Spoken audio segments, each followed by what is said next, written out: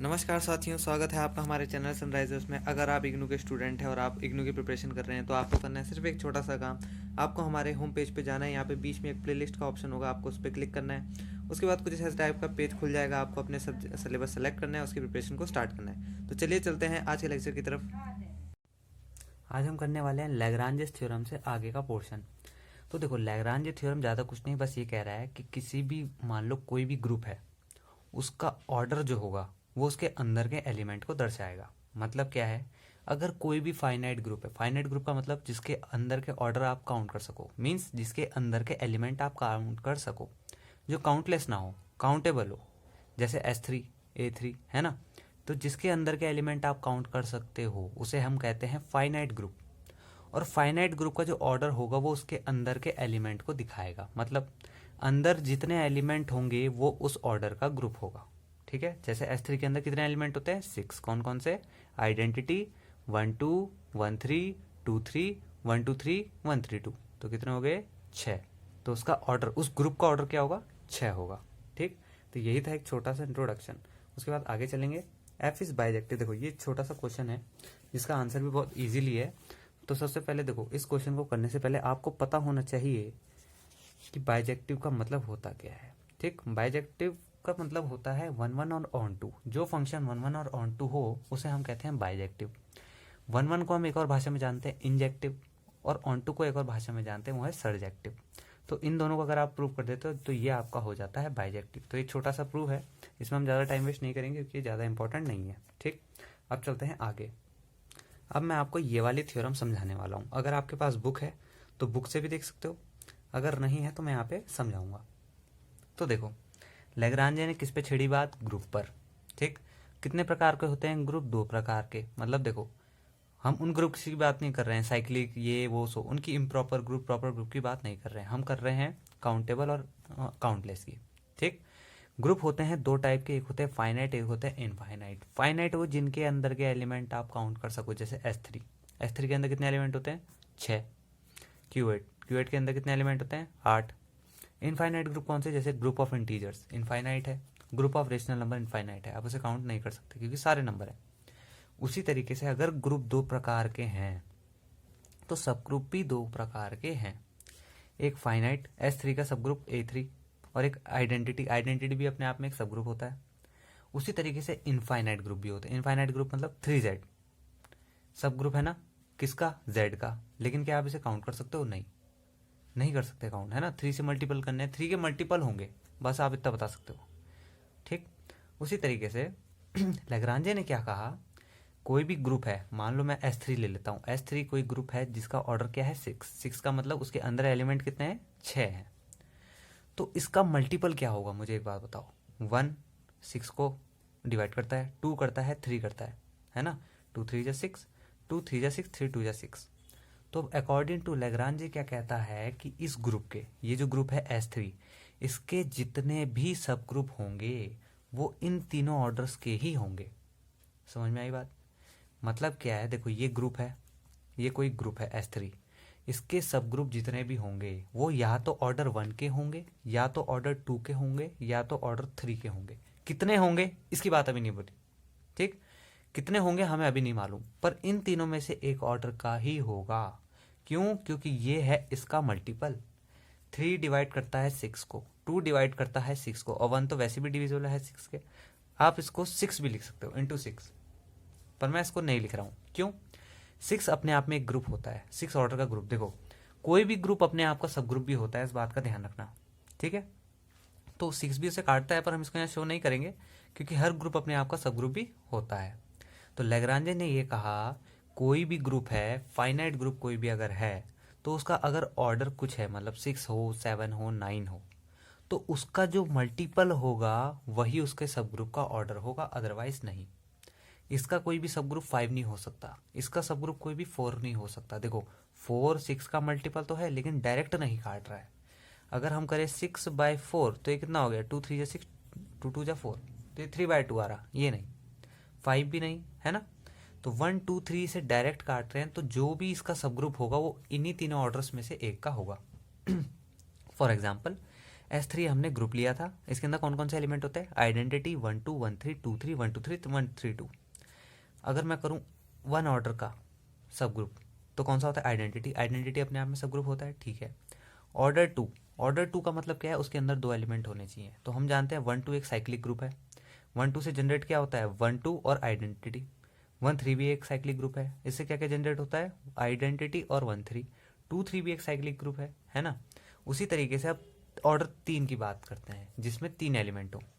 तो 1 2 3 एक cyclic group है जिसके अंदर कौन कौन से एलिमेंट होते हैं, आइडेंटिटी 1 2 3 1 3 2। उसी तरीके से 1 3 2 भी एक आइडेंटिटी एक साइक्लिक ग्रुप है। कितने ग्रुप होंगे इसके अंदर, इसके अंदर इससे कितने एलिमेंट बनेंगे, आइडेंटिटी 1 2 3 1 3 2। तो जो अभी तक मैंने समझाया उसका सिंपल सा मतलब ये है कि भाई अगर कोई भी ग्रुप है, ठीक, कोई भी ग्रुप है, हमने एग्जांपल ले लिया S3 और उसका अगर ऑर्डर 6 है तो उसके सब ग्रुप का ऑर्डर होगा या तो 1 या तो 2 या तो 3। इनके अलावा उसके सब ग्रुप का कोई भी ऑर्डर वैलिड नहीं है, ये कहता है आपका लैग्रांजे। ठीक है, कुछ नहीं पढ़ा अभी तक। ग्रुप कितने होते हैं, दो, एक होते हैं फाइनाइट एक होते हैं इनफाइनाइट। सब ग्रुप हो गए दो, फाइनाइट इनफाइनाइट। लैग्रांजे क्या कहता है कि जो भी ग्रुप का ऑर्डर होगा उसके जितने भी सब ग्रुप होंगे वो उसके ऑर्डर के मल्टीपल होंगे, बस इतना ही। ये इसका कोई भी सब ग्रुप 4 नहीं हो सकता, 5 नहीं हो सकता, ठीक। यही थी एक छोटी सी बात जो लैग्रांजे ने हमें समझाई। अभी कुछ छोटी छोटी डेफिनेशन से ही आपको खुद पढ़नी है, बहुत इजी है। मैं इसको कराता हूँ डायरेक्ट और इसके हिसाब से आपको इन्हें बताने की कोशिश करूंगा, ठीक है।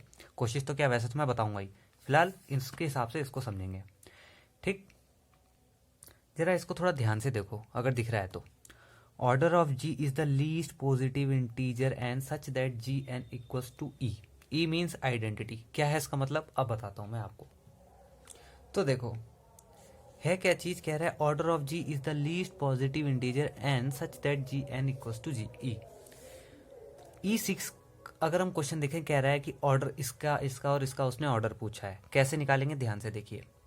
1 2 बिलोंग्स टू S3, S3 के अंदर कितने एलिमेंट होते हैं, 6, ठीक है।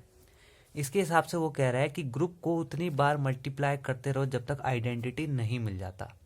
जैसी आइडेंटिटी मिल जाएगा ग्रुप को मल्टीप्लाई करने के बाद, तो जिस जिस मल्टीपल में आपको आइडेंटिटी मिलेगा वो उसका ऑर्डर होगा। मतलब क्या है, ध्यान से देखिए। 1 2 एक ग्रुप है, हम जानते हैं साइक्लिक ग्रुप का है, ठीक। 1 2 को अगर मैं एक बार मल्टीप्लाई करूं तो 1 2 का 1 2 ही आएगा, ठीक है। 1 2 को अगर मैं दो बार मल्टीप्लाई करूं मतलब 1 2 और 1 2। अब जब मैं इसमें ऑपरेशन लगाऊंगा, इसको सॉल्व करूंगा, कैसे करते हैं इससे पहले मैंने बताया था, फिर भी थोड़ा बहुत बता देता हूँ। 1 2 3 को मैं कुछ इस तरीके से लिख सकता हूँ और 1 2 को भी इस तरीके से लिख सकता हूँ, ठीक है। 1 2 पे गया, 2 1 पे गया, मतलब 1 1 पे गया। पहला और लास्ट लेते हैं, 2 1 पे गया और 1 2 पे गया। यहाँ का पहला 2, यहाँ का लास्ट 2, 2 2 पे गया, 3 1 3 पे गया, 3 3 पे गया, ठीक। मतलब यहाँ से शुरू करना है और यहाँ पे जाना है, 1 2 2 1, ठीक। इस तरीके से देखते हैं। तो यहाँ पे हमें दिख रहा है 1 2 3 1 2 3, ये सेम एलिमेंट है। सेम एलिमेंट मतलब हमें आइडेंटिटी मिल गया। कब मिला आइडेंटिटी, जब हमने पावर में 2 रखा। हम ये कह सकते हैं कि 1 2 का जो ऑर्डर है वो क्या है, 2। समझ में आए, ठीक है। अब कुछ लोग रटते हैं, कैसे रटेंगे, वो कहेंगे भाई इसके अंदर तो दो एलिमेंट है तो इसका ऑर्डर तो 2 ही होगा। बहुत बढ़िया, जो इससे रट चुके हैं कि इसके अंदर दो एलिमेंट है तो इसका ऑर्डर 2 होगा, तो अब वो सेकंड क्वेश्चन में फंसने वाले हैं। कैसे, तो देखो कह रहा है आइडेंटिटीज बिलोंग टू S4, ठीक। S4 का अगर हम ऑर्डर निकाले ग्रुप का, कैसे निकालेंगे, 4 फैक्टोरियल, है ना, ऐसे निकालते हैं कुछ, ठीक है। कह रहा है भाई इसका जो है ऑर्डर निकालो। अब जिन्होंने ये रटाया कि इसके अंदर 2 हैं तो उसका ऑर्डर 2 होगा, तो उनके हिसाब से इसका ऑर्डर क्या होगा, 4, है ना, क्योंकि इसके अंदर 4 एलिमेंट है। बहुत बढ़िया। तो अब ध्यान से सुनो जो मैंने इससे पहले बताया, इसको इतनी बार मल्टीप्लाई करो जो आइडेंटिटी आए। अगर मैं इसको एक बार मल्टीप्लाई करता हूँ तो मेरे को यही मिलने वाला है, तो यही मिलेगा, इसका मतलब ये क्या है, हमारा आइडेंटिटी। तो इसका ऑर्डर क्या हो गया, 1 हो गया, ठीक। इसको हमने 1 करा तो ये आइडेंटिटी नहीं था, 1 2 आइडेंटिटी नहीं है। आइडेंटिटी क्या है, 1 2 3। तो जब हमने इसको 2 बार मल्टीप्लाई किया तो आइडेंटिटी हमें मिल गया।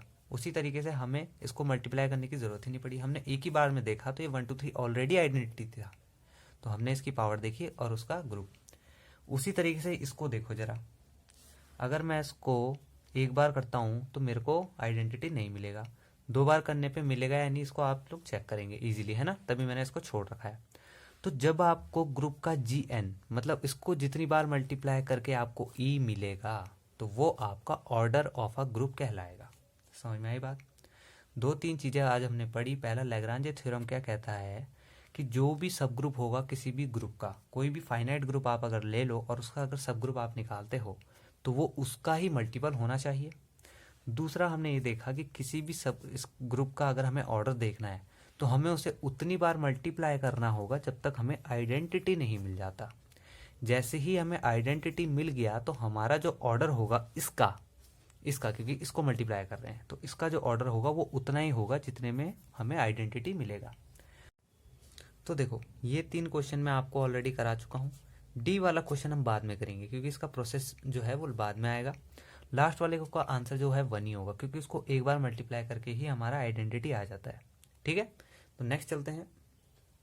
नेक्स्ट थ्योरम देखो, let G be a group and G belongs to G be of order n, then GM equals to E for some M belongs to N if and only if N divides M। अब इसका मतलब क्या है, ध्यान से सुनिए। तो इस थ्योरम का मतलब है कि देखो, इससे पहले मैंने आपको 3 क्वेश्चन कराए थे। 1 2 का ऑर्डर क्या निकला था आपको पता होना चाहिए, 2 आया था। ठीक, तो ये कह रहा है फॉर एग्जाम्पल, मान लो थ्योरम है जो मैंने अभी आपको बताई, इसमें अगर मैं एक एग्जाम्पल ले लूँ S3 का, S3 एक ग्रुप है बिल्कुल, उसका ऑर्डर क्या है 6। ठीक है, इसके सब ग्रुप क्या होंगे 1 2 3। ठीक है, अब वो कह रहा है कि जो उनके सब ग्रुप का, ध्यान से सुनना, उनके सब ग्रुप का जो भी ऑर्डर होगा वो भी इसका मल्टीपल होगा। समझे नहीं समझे? ध्यान से देखो, हमने S3 एक ग्रुप लिया था, बहुत बढ़िया। हमने यहाँ पे उसके एक एलिमेंट का ऑर्डर देखा था ना, बिल्कुल देखा था। उसके एलिमेंट का ऑर्डर क्या आया था 2 इज अ मल्टीपल ऑफ 6, बिल्कुल। आप किसी और का भी चेक करोगे तो वो 1 या 2 या 3 आएगा, इससे बाहर नहीं आने वाला, इससे अंदर नहीं आने वाला। कहने का मतलब ये है कि कोई भी ग्रुप है फाइनाइट ग्रुप, उसके सब ग्रुप का ऑर्डर भी वही होगा जो उसके मल्टीपल होगा, और जो उसके एलिमेंट है अंदर के उनका ऑर्डर भी वही होगा जो इसके मल्टीपल होंगे। समझ में आई? जैसे कि हमने S3 लिया जिसका ऑर्डर है 6, इसके हमने सब ग्रुप देखे, कौन कौन से हमने इससे पहले सब ग्रुप देखे थे, ये रहे। इसका ऑर्डर क्या है 1, बिल्कुल। इसका ऑर्डर क्या है 2, इसका ऑर्डर क्या है 3। तो ये तीनों क्या है, मल्टीपल हैं 6 के। अब वो कह रहा है कि इसके अंदर के हर एक एलिमेंट का जो ऑर्डर आएगा वो भी इसका ही मल्टीपल होगा। समझ में आई बात? मतलब तीनों चीज एक ही चीज फॉलो करेंगे। ठीक है, अब चलते हैं आगे। अब जरा इस थ्योरम को ध्यान से देखो। कह रहा है जी कोई भी साइक्लिक ग्रुप है ना, इस साइक्लिक ग्रुप को हम इस तरीके से डिनोट करते हैं। तो कह रहा है if G is of infinite order, अगर जी इनफाइनाइट ऑर्डर है तो then G M is also infinite order. G M का मतलब इसको इतनी पावर रख दो जो आइडेंटिटी आई तो वो भी इनफाइनाइट ऑर्डर ही आएगा। कोई भी इनफाइनाइट ग्रुप है तो अगर उसका आप ऑर्डर निकालना चाहते हो उसके एलिमेंट का, तो कैसे निकालते हैं मैंने आपको बताया था अभी। जी के ऊपर पावर बढ़ाते रहो जब तक आइडेंटिटी नहीं मिल जाता। तो आइडेंटिटी भी मिलेगा अगर इनफाइनाइट ऑर्डर में, तो वो भी इनफाइनाइट ही होगा। ठीक है, ये इतनी इंपॉर्टेंट नहीं है, बी वाली इंपॉर्टेंट है। कह रहा है if order of G equals to N then order of G M equals to N upon N M. अब मैं आपको इसके क्वेश्चन के थ्रू बताता हूँ इसका मतलब क्या है। तो देखो, E7 ले लिया मैंने, उसके हिसाब से बताऊंगा आपको उसका मतलब क्या था जो मैंने इससे पहले दिखाया। कह रहा है find the orders of 2 4 and 5 belongs to Z18। Z18 का ऑर्डर क्या होता है 18। आपने काउंट कर लिया तो ये किस में आएगा, फाइनाइट या इनफाइनाइट? फिर सोचो, फाइनाइट या इनफाइनाइट? ये फाइनाइट में आएगा। फाइनाइट के लिए उसने एक फॉर्मूला दिया था अगर आपको ऑर्डर निकालना है। उसने कहा इस एक एलिमेंट का ऑर्डर निकालो। बहुत बढ़िया कहा था, बिल्कुल। लेकिन एक बात ध्यान रखना, उसने एक चीज और बताई थी, ये जो Z18 है, ठीक, इसके जितने भी सब ग्रुप होंगे किसके मल्टीपल होंगे, वो 18 के। बहुत बढ़िया।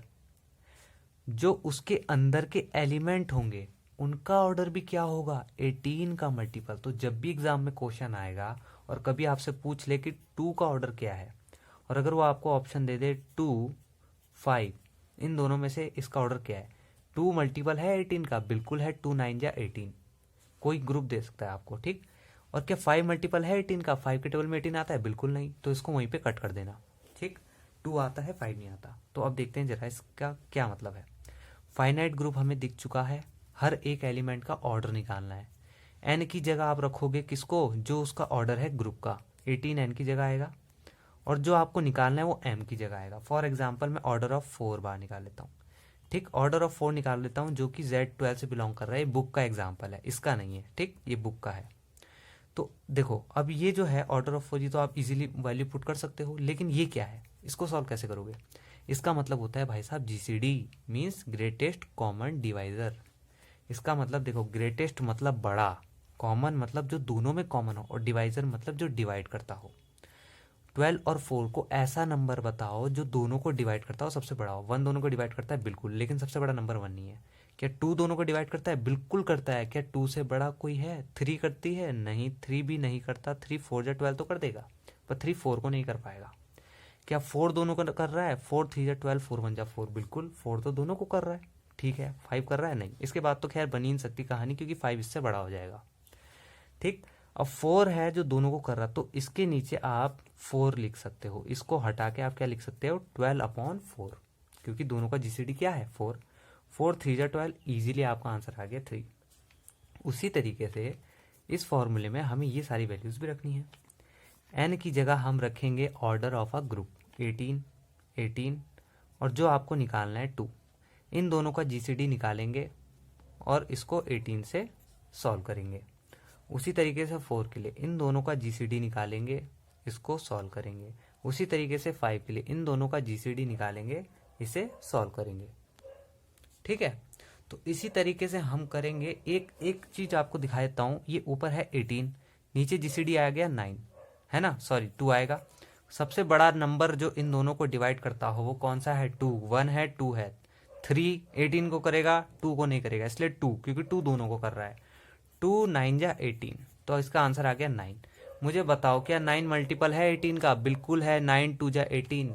यही लैग्रांजे ने कहा था, सब ग्रुप का ऑर्डर वो होगा जो ग्रुप के ऑर्डर को डिवाइड करे, और जो अंदर के एलिमेंट का ऑर्डर भी वही होगा जो ग्रुप के ऑर्डर को डिवाइड करे। आप इन तीनों में से किसी का भी ऑर्डर निकाल के देख लो, हमेशा इसका मल्टीपल आएगा। 9 आ गया, हो सकता है 3 भी आ जाए, 3 5 जा 3 6 जा 18, है ना, तो इसी का मल्टीपल आएगा, ये बात ध्यान रखनी है, ठीक है। अब चलते हैं आगे। नेक्स्ट देखो, every group of prime order is cyclic. कह रहा है कोई भी ग्रुप हो प्राइम ऑर्डर का वो साइक्लिक होगा, ठीक है, ये तो इजी है, ठीक है। नेक्स्ट देखो, if G is a finite group, finite group मतलब काउंटेबल ग्रुप, कोई भी हो सकता है, S3 A3, ठीक, such that order of G is neither 1 nor a prime, then G has non trivial proper subgroup. Guys ये चीज याद करना हमेशा कि non trivial proper subgroup होता क्या है, ट्रिवियल प्रॉपर सब ग्रुप क्या होता है, सब ग्रुप और ये प्रॉपर जो भी है, इस टाइप के नाम जरूर याद करना। इनमें से एक नाम पेपर में जरूर पूछा जाता है, ठीक, क्वेश्चन देता है और यहीं पे फंस जाते हैं कि ट्रिवियल और प्रॉपर होता क्या है, ठीक। तो क्या कह रहा है, अगर G कोई भी फाइनाइट ग्रुप है तो जो ऑर्डर होगा G का वो ना ही 1 होगा ना ही प्राइम होगा।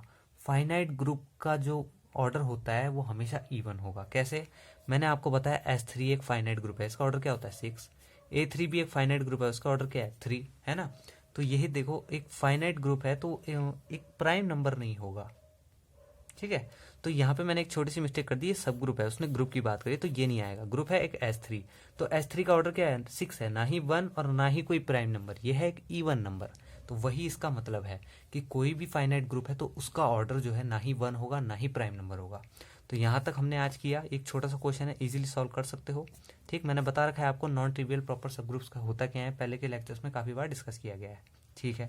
इसके आगे का करेंगे हम आगे से। तो आज के लिए सिर्फ इतना ही, धन्यवाद।